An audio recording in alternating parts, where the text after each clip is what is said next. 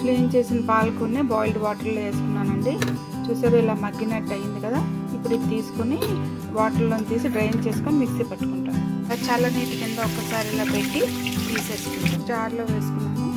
జార్లో వేసుకొని అందులో కొంచెం జీలకర్ర వేసుకొని మిక్సీ చేసేసుకుంటాను. ఇప్పుడు ఇందులో కొంచెం చిటికెడు పసుపు కూడా వేసుకుంటున్నాను. ఇప్పుడు మనం మిక్సీ చేసి పెట్టుకున్న పాలకూర పేస్ట్ ఉంది కదండి, ఆ పాలకూర పేస్ట్ ఇందులో వేసుకొని ఇప్పుడు ఇందులో కొంచెం చిటికెడు సాల్ట్, తగినంత సాల్ట్ వేసుకుంటాను.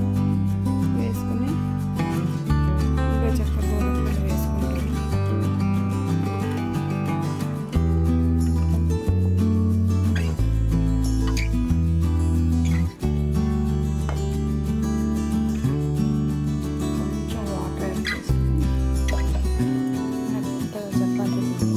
ఫోల్డింగ్ మెథడ్లో కలుపుకుంటే చపాతీలు చాలా వస్తాయి. కలిసి ఇలా పిండి చేసుకొని కొంచెం ఆయిల్ ఇలా పైన వేసుకొని గ్రేట్ చేసి పెట్టుకోవాలి.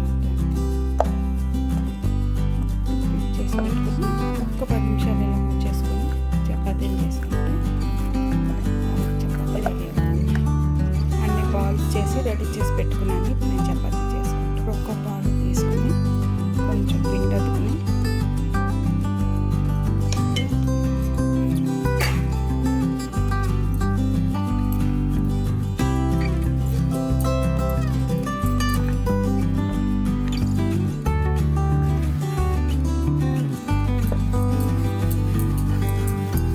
ఇలా అన్నీ చేసేసి పెట్టేసుకుంటాం. తవ వేడెక్కిందండి. ఒక్కొక్కటి వేసుకొని కాల్చుకొని స్టార్ట్ చేశాను.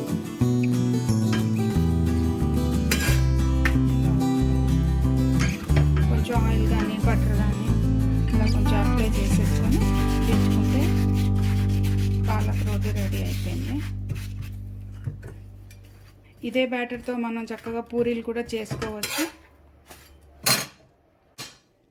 అలాగే అన్నీ చేసేసుకోవాలి.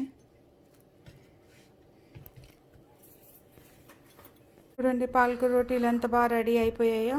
ఇవి చక్కగా కర్రీతోని ఎంతో బాగుంటాయి.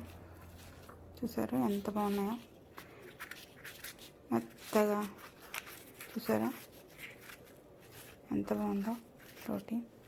నేను బటర్తో కాల్చుకున్నాను మొత్తం అన్నీని.